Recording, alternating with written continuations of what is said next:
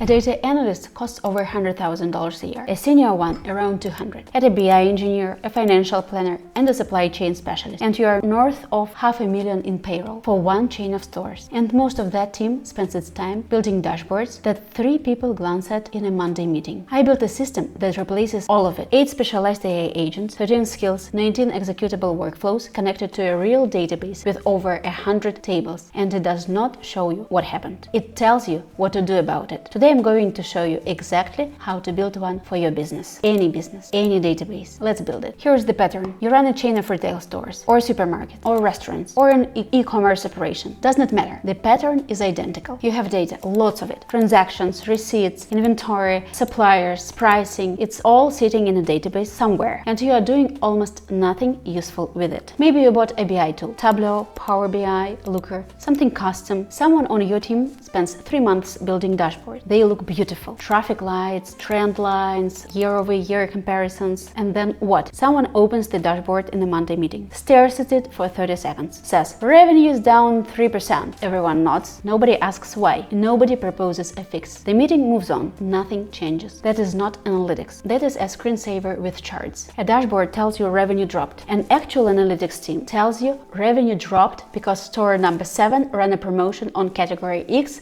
that cannibalized full price sales in category Y. The promotion was unprofitable after accounting for margin erosion, and you should not run it again. That second answer requires a data scientist, a financial analyst, and deep business context. Most companies cannot afford that team. And even the ones that can, the team is usually slow. What if instead of hiring 5 specialists, you built a system? Not one chatbot answering questions badly, but multiple specialized AI analysts, each an expert in one domain, running structured pipelines against your real data. That is exactly what I did, and I'm going to walk you through the 3 steps to do it yourself. Before we get to the architecture, one logistical note.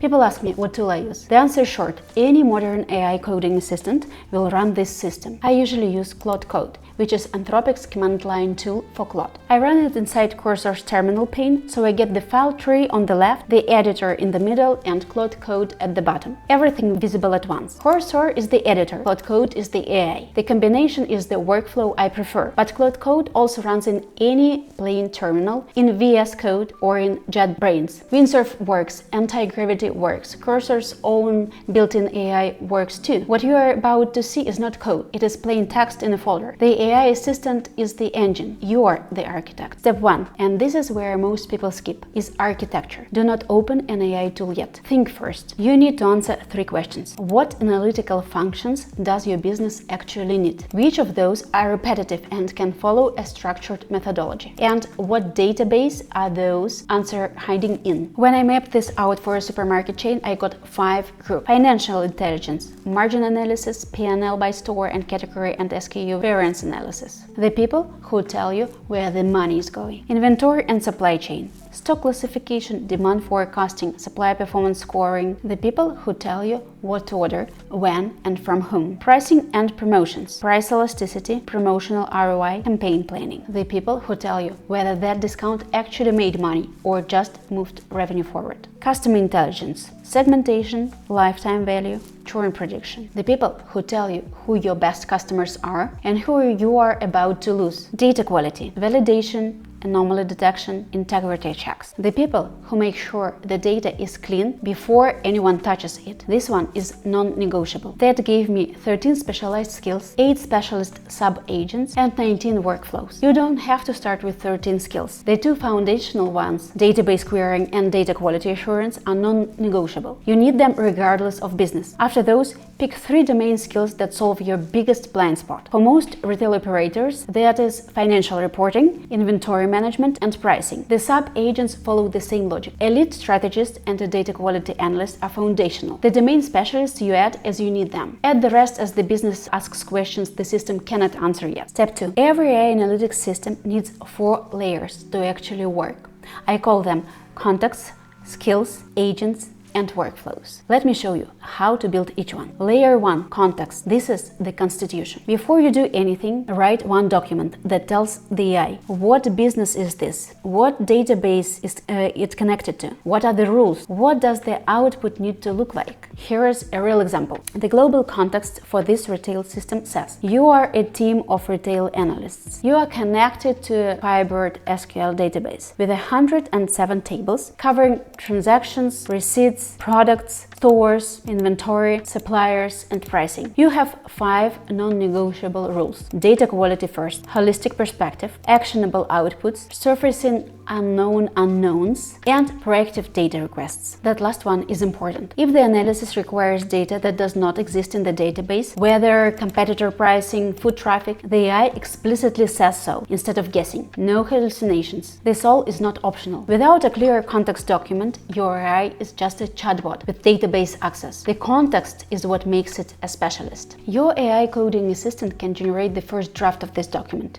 give it the database schema, tell it the business type, and iterate from there. But understand, if you cannot articulate what good financial analysis looks like for you, for your operation, no AI will do it for you. You are the architect, the AI is the builder. Layer 2. Skills. This is the expertise. Each skills is a separate document that gives the AI deep domain knowledge in one area. Think of them as job descriptions with embedded methodology. Let me walk you through the ones that matter most. Financial reporting. This skill does not just show revenue chart. It understands margin structure, cost allocation, promotional impact, and year-over-year comparison at the store level, category level, and individual product level. When it runs an analysis, it ends with a concrete recommendation.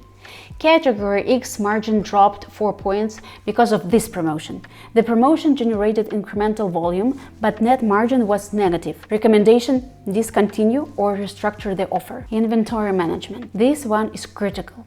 It classifies every product by revenue contribution and demand volatility. That is ABCXYZ analysis. It connects inventory data to sales data to identify lost sales. Products customers wanted to buy, but could not because the shelf was empty. In the system I built, the lost sales analysis flagged potential revenue leakage in the 5 to 8% range, consistent with the industry benchmarks. This skill finds that money. Pricing optimization. It runs price elasticity analysis on your actual historical data, not theory, empirical measurement. It tells you, if you raise the base price of product Y by 5%, expected volume decline is 2%. Net margin improvement is X dollars per month. That is a decision you can make on Monday morning. Customer analytics. RFM segmentation, recency, frequency, monetary value. It identifies your highest value customers, your at-risk customers, and your lapsed ones. Then it tells you what to do about each segment. Segment A has not purchased in 60 days. Historical reactivation rate is 22% with a targeted 10% discount. Estimated revenue recovery, this number. And there are 9 more. Supplier analytics, retail forecasting, causal analysis, and others. I will put the full list on the screen. 13 skills. Each one is a markdown file with clear methodology and output standards. Layer 3. Agents. This is the team. Skills are expertise, but a real analytics department is not one person who knows everything. It is specialists who collaborate. 8 agents sit between the skills and workflows. A data engineer, a data scientist, an FP&A analyst, a marketing analyst, a product analyst, a supply chain analyst, a data quality analyst, and a lead strategist. Each agent is its own markdown file. Each runs in isolated context, each loads its own skills, each focuses on its own domain. When a workflow runs, it delegates pieces of the analysis to the right agent, and the lead strategist synthesizes the final output with the "so what" recommendation. That is what separates this from a single chatbot answering questions. It is a team with a division of labor that produces a unified deliverable. 8 agents, 0 headcount. The org chart of an analytics department written in plain text. Layer 4. Workflows. This is the execution. Skills give the AI expertise. Workflows give it a playbook. A workflow is a step-by-step analytical pipeline triggered by a / command. You type the command, the AI runs the full sequence, and you get actionable output. Let me show you 3 real workflows. First, the daily health check. This is the one you would run every morning. The AI connects to the database, pulls yesterday's transactions, compares against the trailing average, flags anomalies, any store that deviated more than 2 standard deviations, any category that with unusual movement, any inventory alert, and it summarizes something like 3 items require your attention today. Not a dashboard you have to interpret, a briefing that tells you where to look. Second, ABC/XYZ analysis. It classifies every product in the catalog by revenue contribution and demand variability. A items are your top generators. X items have stable demand. AX products are your cash cows. CZ products are low revenue with erratic demand, candidates for delisting. The output does not just classify, it recommends. These 14 SKUs are CZ, high carrying cost, low return, recommend delist review. Estimated annual savings, this number. That is not a chart, that is a decision. Third, promotion evaluation. You ran a promotion last month. Was it profitable? Not did it increase volume? That is the wrong question. Was the incremental margin greater than the discount cost plus the cannibalization of full price sales? The system pulls transactional data from the promotion period and the control period. It calculates baseline sales, incremental lift, margin impact, and cannibalization. And the verdict: this promotion was unprofitable. A volume lift did not offset margin erosion. Do not repeat. Or net incremental margin of X dollars, scale to 2 more stores. Every single workflow ends with a "so what" section. Concrete recommendations, not data, decisions. And here's an important detail. The system runs a mandatory data quality audit before any analysis. It does not trust the data blindly. It checks for gaps, missing keys, anomalies, and statistically impossible values first, and tells you what it found. That alone is worth more than most BI tools deliver. The system I built has 19 of those workflows. Demand forecasting, price elasticity testing, market basket analysis, customer segmentation by RFM, lost sales identification, and many more. Each one is a slash command. Each one ends with a recommendation. Step 3, and this is the part I want you to pay the most attention to. Everything I just showed you is one use case, retail, supermarket, but the architecture is the asset. The retail implementation is one instance of it. The global context connects to a Firebird SQL database, but swap that to a Postgres SQL database with restaurant transactions and you have the same system for restaurant chain. Swap it to my SQL database with e-commerce orders and you have an analytics department for an online store. Swap it to a warehouse management system and you have supply chain intelligence. The skills are modular. Need demand forecasting for manufacturing? Write a skill for it. Need route optimization for logistics? Write a skill. Need patient throughput analysis for a healthcare practice? Write a skill. Each one is a markdown file, not code, but instructions. The workflows, they are template. The daily health check works for any business with daily transactions. ABC/XYZ analysis for any business with a product catalog. Promotion evaluation works for any business that runs promotions. So, different database, swap the connection. Different industry, write new skills. Need more capabilities, add workflows. The system grows with the business. The retail system has 13 skills and 19 workflows because retail is complex. A simpler business might need 5 skills and 8 workflows. A more complex one might need 30. The architecture scales because it is just text. And here's something that makes this fundamentally different from buying a BI tool. You own it. No vendor lock-in, no monthly fee that climbs every year, no proprietary platform that holds your analytics hostage. Plain text files that you control, modify, and expand. And the AI models improve every few months whether you do anything or not. Your architecture rides that wave automatically. One more thing before the bigger picture. These skills evolve. Every time the system gives you a recommendation that misses context, say it flags a seasonal spike as an anomaly, or it underweighs a local holiday effect on store traffic. You update the skill file, add the rule, add the context. The system will not make that mistake again. After 2 months of iteration, the skills carry more institutional knowledge than most junior analysts accumulate in a year. And unlike a junior analyst, the system never forgets a lesson. It never leaves. It never needs to be retrained from scratch when someone quits. Think of it like training a new hire, except the training is permanent and the employee has perfect memory. Let me tell you what I actually believe. Dashboards were a compromise.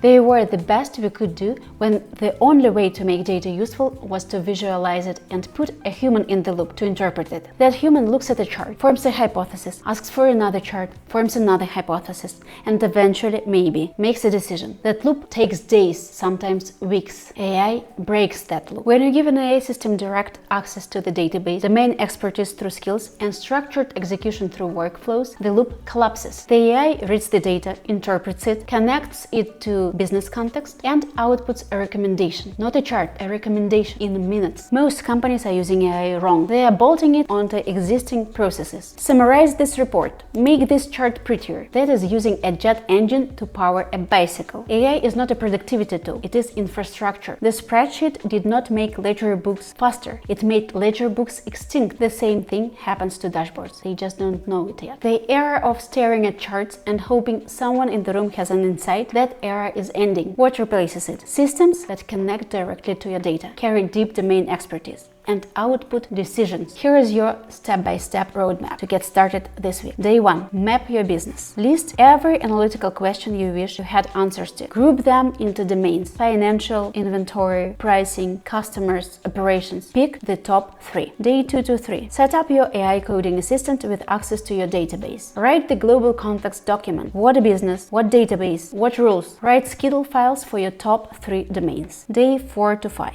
Write your first workflow. Start with a daily health check. It works for any business. Run it against real data. Document what breaks. Day 6 to 7. Fix the skill files. Add rules. Add methodology. Run the same workflow again and see the improvement. This is the iteration loop. It is where the real value compounds. And from week 2 and beyond, add more skills, add more workflows. Every time the business asks a question the system cannot answer, that is your next skill to build. And you do not need 13 skills on day 1. Start with 3, get them working, then scale. That is the blueprint. 4 layers: context, skills, agents, workflows. Plain text architecture that runs one AI assistant into an entire analytical department for any business, any database. And if you're a business operator sitting on a database full of data that nobody is using, think about what you saw today. The tools are here. The question is whether you build or keep paying for dashboards nobody reads.